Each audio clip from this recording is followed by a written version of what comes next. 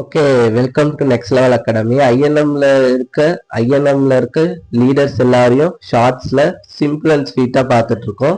Expanded version நம்மளோட சேனல்ல வீடியோஸ்ல இருக்கும். இப்போதைக்கு ஷார்ட்ஸ்ல எல்லா லீடர்ஸை பத்தியும் பார்த்துட்டு இருக்கோம்.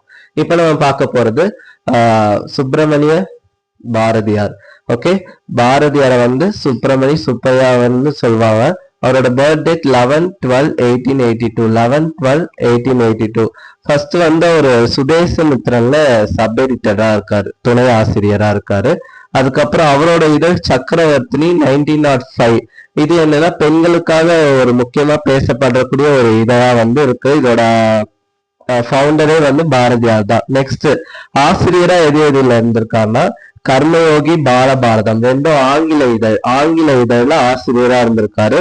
இந்தியா விஜய சூரியோதயம்ல இதெல்லாம் தமிழ் இதழ், இதுலாம் வந்து ஆசிரியரா இருந்திருக்காரு. சுதேசமித்திரன்ல மட்டும் துணை ஆசிரியரா இருந்திருக்காரு. அதுக்கப்புறம் சென்னை ஜனசங்கம் வந்து தோற்றுவித்திருக்காரு. சென்னை ஜனசங்கமோட ஃபவுண்டர் வந்து பாரதியார் தான். நெக்ஸ்ட் அவரோட பாடல்கள் எல்லாத்தையும் நம்மளோட மக்களுக்கு வந்து அறிமுகம் செய்தவரை வந்து பரளிசு நெல்லையப்பர் அப்படின்னு சொல்றாங்க.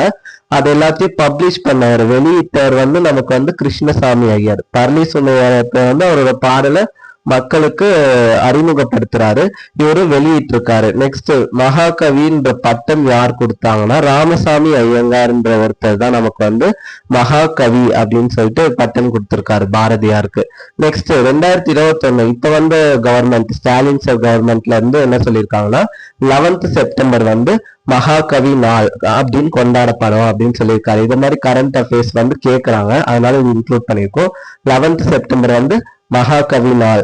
அதுக்கப்புறம் 11/9/1921 ஒரு யானை வந்து அவரை தள்ளி விட்டுரும், அவர் வந்து இறந்துருவாரு, படுத்த படுக்கையில இருந்து இறந்துருவாரு. அவரோட ஃபியூனரல், அதாவது வந்து ஒரு கடைசி சடங்கை வந்து 14 பேர் மட்டும்தான் கலந்துக்கிட்டாங்கன்னு வந்து சொல்றாங்க.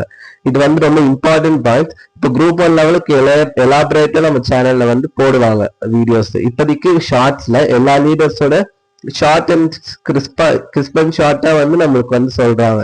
நெக்ஸ்ட் நம்ம வீடியோஸ்ல வந்து ஃபுல் எக்ஸ்பிளனேஷன் இருக்கும். இதே மாதிரி இம்பார்ட்டன்ட்